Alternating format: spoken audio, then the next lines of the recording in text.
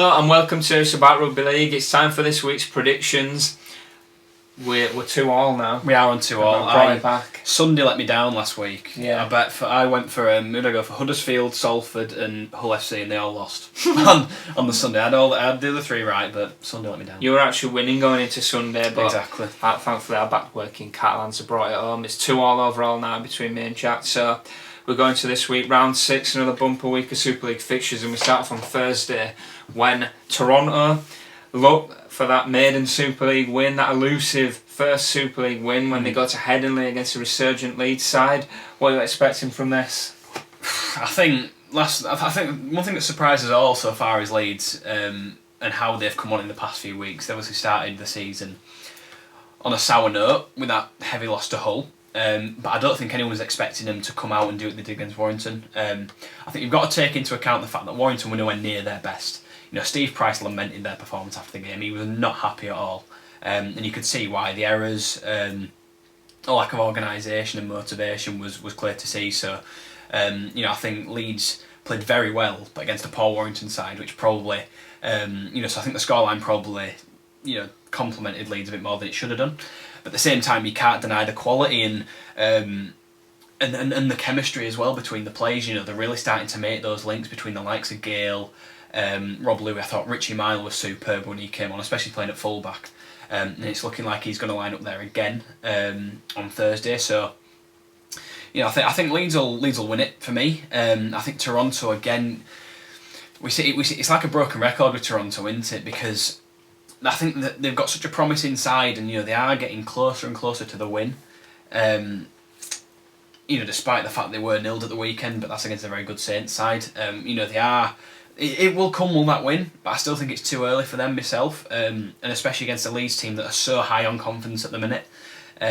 So I can see it being another landslide victory really for Leeds. So I've gone Leeds by 20. Wow. Myself, I think Leeds will run away with it again, just like they have done in the past couple of weeks. Well, I don't know if I'm going to go that much. I was thinking Leeds by 3 scores, so I'm going to go Leeds by 16. Just not really much I can add to what you say, apart from I would add that I thought Toronto were making strides before they played St Helens, and I actually thought they'd run St Helens a lot closer, given Saints had just obviously been in that brutal World Club Challenge clash. But I'm struggling to see. I think the biggest thing for watching Toronto at the moment is it's really hard to see kind of what style they're playing. Yeah. Almost just seems to be. I remember when Brian McDermott was in charge of Leeds, they liked that off the cuff style. Yeah. And Toronto seems to be playing that, but they're just in Super League. I mean, you're just under that bit more pressure. Yeah, they're just making too many errors, too much ill discipline, and obviously they're getting more and more injuries, which is making it even harder. So, I just don't think this will be the weekend for their first win. I think it's also mentioned as well, Leeds are at home, and in their last 2 home games, they've posted 88 points in total. Right. Against Hull KR and then obviously against Warrington last week. So that's another big thing for Leeds, is they're not only confident, but they're extremely confident when they're at home. And I think since that first weekend when the defence has improved. Oh, it has. So tenfold. Much. So we move on now to Friday, and the reigning champions St Helens, who, like I said, beat Toronto quite convincingly. On Saturday, they host Huddersfield, who were the early pace setters, but they were brought back down to earth with a resounding defeat against Wigan on Sunday. They were. Now, an interesting one this again. I think St Helens are still the standout team in the competition. I think the game against Toronto proved that, just reaffirmed that. I think they were unlucky in the World Club Challenge. I think in the end they just tried to do a little bit too much, when really if they'd have just stuck to their game, I think they would have had a better chance. For Huddersfield, obviously it's been a massive improvement on last season. Aidan Caesar's come in there. They've got young players, Matt English, who's just been called into the England squad, and obviously big players, Jermaine McGilvray. They've got a good side of Huddersfield. I really think Simon Wolford will get them challenging towards the top half of the table this year, but I don't see them going to Saints and winning. I think the scoreline against Wigan worried me a bit for Huddersfield, and I just think going to Langtree Park is very difficult. So I think I'm going to go with the same prediction you've gone for Leeds over Toronto. I'm going to go Saints by 20. By 20? Yeah. You see, this one for me was a very close one, because I think Huddersfield have been outstanding so far, bar last week's disappointing loss to Wigan, which I think that game was sort of decided by Aidan Caesar's yellow card, which I think you look at it back now and it was a bit of a 50-50 one. You know, it was a clumsy challenge. I think it hit Tommy Luluai high and you know, it was definitely a penalty, but you know, was it a card? It's a weird one, but I think the fact that I don't think he's been banned. I think I'm right in saying that he's escaped a ban. Yeah, sure. And I think that's huge for Huddersfield. If they didn't have him, I think Saints would have run away with it. But I think the fact that Caesar's there, and you look at how much of a talisman he's been for them already so far in his short stay with the club, that's huge. The one thing that might hold them back slightly is in the outside backs. They've obviously lost Ashton Golding even before the season started, and now Darnell McIntosh is out at fullback. I know they had Lewis Senior playing there the other day, and I think he did all right, but again, he just sort of lacked that defensive nous, that sort of, you know, knowing where to position himself and knowing where to position his the rest of his team, just simply because he's out of practice there. You know, he played there at academy level, but he's been playing mainly on the wing for the first team. So I'm not sure if McIntosh will be back. We might have to consult our friend Sean Evans on that one. Yeah. But you know, if he's back, then I think we'll have more of a chance. But I wasn't sure on this one. Again, like you mentioned, Saints. I think they've really started to pick up some form now. They started off a bit slow. Again, that loss to Warrington. But I think last week's game against Toronto came just at the right time. You know, a game like that against a struggling side for Christian Wolff is a chance for him to let his players go out, get a feel for the game again, reignite those combinations, and you know they did with that resounding 32-0 win. So I was torn on this one, but just on that balance of form in that Huddersfield are coming off the back of a heavy loss, Saints are going in on the back of a heavy win. I was going to go against you, but I'm going to go Saints by 6. Go on, I'm going to make it interesting. 6. Come on, Saints by 6 for me. No, Saints by 6. Okay, so also on Friday night, it's 3 games on Friday night, and there's a game at Bellevue, Wakefield against Hull. Now this is difficult to call. I think Wakefield have surprised a lot of people. I think they've got quite a lot of people back from it, quite a lot of players back from injury. Whereas Hull, after the first 2 games, everybody thought maybe that they could be the team to beat. But since some 3 defeats, which way are you going?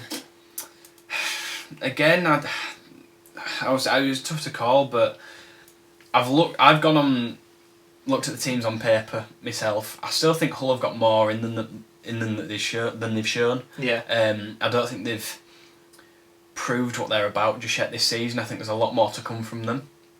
In a game like this against Wake on a Friday night, you know, it could be their time to come out of the shell a bit more and show a bit more of what they've got. So, like I said, it's a tough one though, because Wakey, again last week, I wouldn't have called them to go to Salford and win. You know, I think they were quite impressive there by all accounts. They're struggling a bit in the halves. Max Jowett filled in for Danny Brough from Ryan Hampshire because they were both out last week. Obviously, Brough's had that bad injury. So I'm going to go Hull by 10. Interesting. I think, like I said, on paper, I think they've got the better squad, and it's tough to go to Wakey and win, but I think they've got it in them. I think Hull just edge it by 10. Music to my ears, that, because I really fancy Wakefield to win this. Yeah. I think that opening day defeat, I think similar to last year when Wakefield lost to London on the opening day, and that opening day defeat to Oakars really woken them up, and I really think they've done well, like you say, without Brough, and they just seem to have a really good team camaraderie between the players. Wakefield, it's always a close-knit side down there. They're all willing to put the bodies on the line for each other, and I really think they're going to come together. And for Hull, the way they collapsed against Catalans is really worrying. I think they will. I do think that will make them very determined to come back and win this week, because I think Lee Radford even said, "Look, my players are very deflated. I'm heartbroken by this defeat, winning so convincingly, and to lose it." They were leading for all the match against Catalans apart from the last 2 minutes. And then Catalans have nicked it, so they will be determined. I do think it will be close, but I'm going to go for Wakefield to win it by 4. I think Wakey will edge it home advantage, and I think Hull are in a little bit of a mini rut at the moment. So I'm going to go for Wakey. So we'll see how that goes. The final game on Friday night, I think I say this pretty much every week on every game, but every game kind of just has you very intrigued. It's a tough season to call altogether into it with every game. And I think Warrington against Castleford is another one. Now, as we know, Warrington's defeat at Leeds was pretty terrible. I don't think they've played that bad for a long time. I think it's been highlighted now as that Challenge Cup win really overshadowed what has been an absolute disastrous spell for Warrington, because that run that went on the back end of last year was abysmal. They've not won away since July, I think, last year, which is, like you mentioned, as runs go, horrendous. And whereas they look a bit unstructured at the moment, they look a bit unorganised, they're coming up against a team who are both those swings in Castleford. I think Cass are the second in the league at the moment. They're up there. They're definitely top 5. I can tell you that much. I think they've done really well so far with Castleford, barring that blip at Catalans. I think they're just they're always well organised. I say this all the time, and I do. Side, and the halves have really come together. Like I predicted they would. Richardson and Truman. I said before the start of the season, I said I think they'll get Cass towards the top of the table. So it's going to be a tough game for them though, because like Warrington are going to have the bit between the teeth after such a poor performance. I think there's going to be a lot of pressure mounting on Steve Price if they don't start to pick up wins soon. There's going to be a lot of pressure on Gareth Widdett because he started very slowly. And I'm just not really sure what's going on at Warrington, but I just think they'll really have circled this week and said, look, we need to get back on track. Cass is a tough game, but I just think Warrington might just edge it. So I'm gonna go Warrington by 2. Again, you said it was music to your ears that I called Hull. This is music to my ears that you've called Warrington, because I was going to go with Cass. I'm going to stick with Cass. I think by about 6. I'm going to go Cass by 6. I can't really add much on to what you mentioned. Like you said, Richardson and Truman have come together already. They're starting to be that exciting partnership we were hoping they would be. And it is a very organised Darryl Powell Castleford Tigers team. I think Warrington, that performance last week for me, like you sort of touched on, underlined the problems that I think have been ignored for a while, and that have perhaps not been as clear. And I think that all sort of came to a head against Leeds. It really did, because like you said, I think that was probably the worst Warrington performance we've seen for some time. I know that a lot of their fans were saying very much the same thing. They booed their team off, both half time and full time. Last Friday, so for me that's not a quick fix. That's not the kind of performance you can turn around in a week.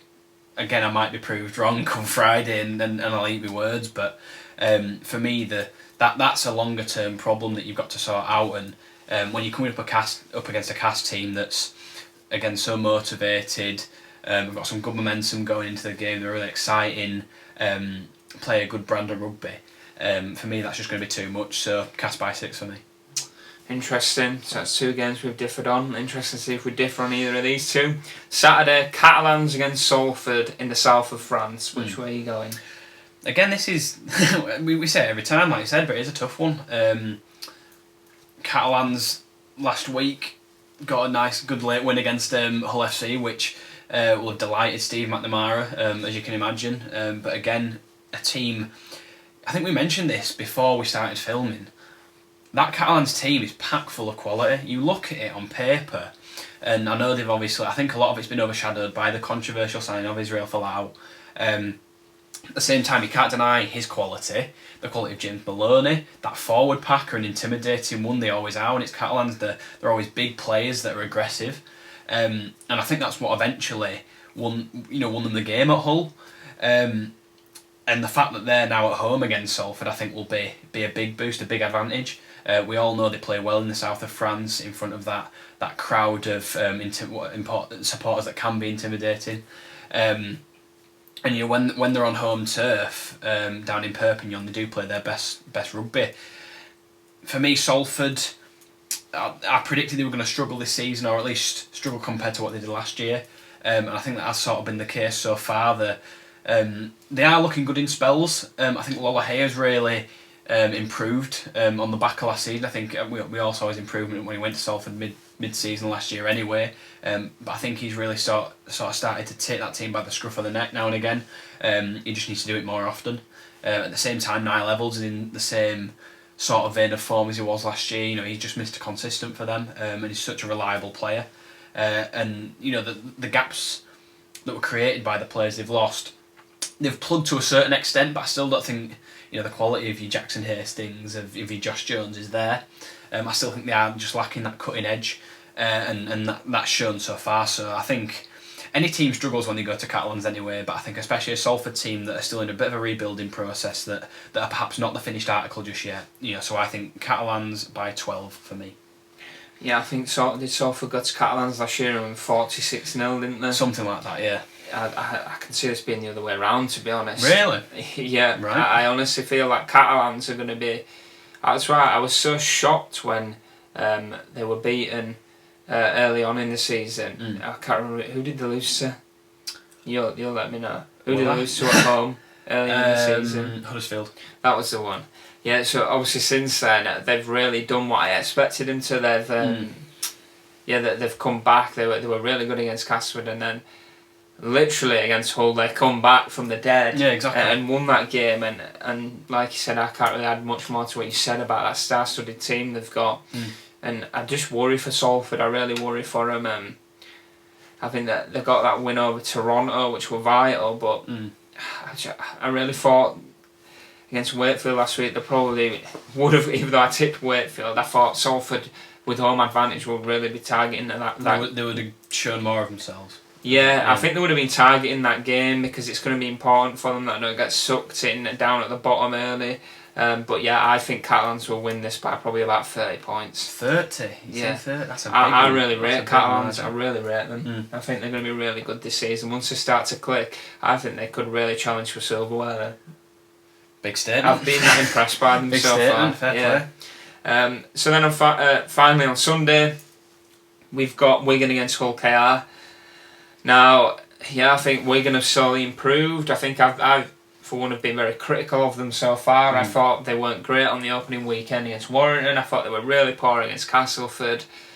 I didn't think they were great against Toronto, even though they won convincingly in the end. I thought they slowly got better, and it was a good win against Hull. Yeah. And then last weekend, I really thought they hit the peak and really got things clicking against Huddersfield. It was only a matter of time when you've got a player like Jackson Hastings coming in there in the halves. No, exactly. Like you've mentioned Bevan French, you've tipped for Man of Steel. And obviously they've got a really good forward pack. Young players, Morgan Smithers in there, was really impressed. I really like Wigan, full care, lots of injuries, lots of problems. I don't really see where the next win's coming from. I do think they're going to be in a relegation battle. I'm going to go with another convincing win. I think Wigan by about 24. Again, you've touched on it all. Wigan are starting to get into their groove. Like I said, Hastings and French and young Harry Smith as well, I've been really impressed by. You know, they've started to develop those connections and get that chemistry, and you know, they're starting to look like one of those classic quality Wigan sides that you can, you know, put your house on the fact that they'll be up there, top 4, top 5, top 3, you know, challenging at the end of the season. So yeah, for me, obvious winners Wigan. Like you said, KR, several injuries. They're yet to impress. I think they came into the season as huge underdogs. I think them and Toronto were almost joint favourites for relegation. And I think that, if I'm honest, I think Toronto have shown more than KR have so far. I think there's been a couple of little shining lights for KR, but nothing that's convinced me that they won't be down there come the end of the season. So I'm going to go Wigan by 30. Interesting. Another landslide. So we've differed on 2. I've gone Wakey, you've gone Hull. I've gone Warrington, and you've gone Castleford, so we'll see how it goes. It's all on Friday.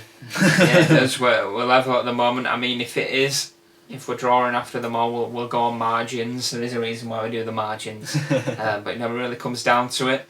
Guys, big week Super League ahead. Let us know your predictions for the games. Let us know which games you're going to, you're tipping, who you've been impressed by so far. Yeah, like I said, comment below. Please like the video, subscribe to the channel, and we'll see you for next week's predictions.